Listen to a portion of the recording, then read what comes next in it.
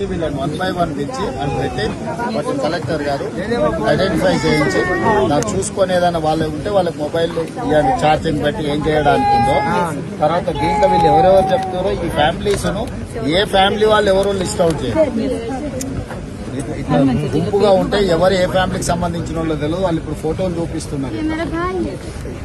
ఈ ఫ్యామిలీ వాళ్ళు ఎవరు, వీళ్ళ డీటెయిల్స్ ఇట్లా సపరేట్ చేయండి. దాంతో మీకు ఎవరితో ఏం మాట్లాడాలనో తెలుస్తుంది. ఇప్పుడు మీరు ఇట్లుంటే మీరు రేపు కాంపెన్సేషన్ ఇవ్వాలన్నా, రేపు మంచి చెడ్డ ఏదైనా చేయాలన్నా కూడా ఇబ్బంది అవుతుంది. మీకు ఎవరికి వాళ్ళని వీడియోలు ఫోటోలు తీసుకొని ఒక రికార్డ్ తయారు చేయండి. ఈ ఫ్యామిలీకి సంబంధించిన వాళ్ళు ఎవరు 1 2 3 4 అంటే ఇక్కడ మీతో టచ్లు ఉన్నది ఎవరు, వాళ్ళ కాంటాక్ట్ నెంబర్ ఎవరు, వాళ్ళని ఎవరినో కూడా లిస్ట్ అవుట్ చేయండి. సో ఆ పర్సన్ డీటెయిల్స్ వచ్చి ఇమ్మీడియట్ గా మీరు చేయడానికి. వాళ్ళు ఇక్కడ అర్థం కాకుండా ఇట్లున్నారనుకో ప్రాబ్లం అవుతుంది. వీళ్ళందరూ కూడా షెల్టర్ హోమ్ లాగా ఉండడానికి ఏదైనా చేయండి.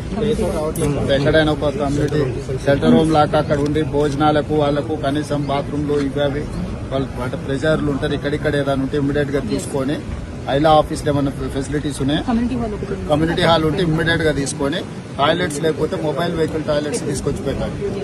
ఫుడ్ కూడా టైంకి వచ్చిపోయేటట్టు ఎవరికైనా చెప్పి మైపాల్ ఫుడ్ కోసం ఏదైనా ఏర్పాట్లు చేయొచ్చు. బ్రేక్ఫాస్ట్ కానీ చిన్నపిల్లలు అదే టైంలీ ఇప్పుడు పాలు చిన్నపిల్లలు ఏదైనా ఉన్నారనుకోండి, పొద్దున బ్రేక్ఫాస్ట్ లంచ్ ఏమైనా స్నాక్స్ ఏమైనా చిన్నపిల్లలు ఏమైనా ఉంటే ఫుడ్ ఏమున్నారో రాసుకొని ఫుడ్ అరేంజ్మెంట్స్ కూడా చూడాలి.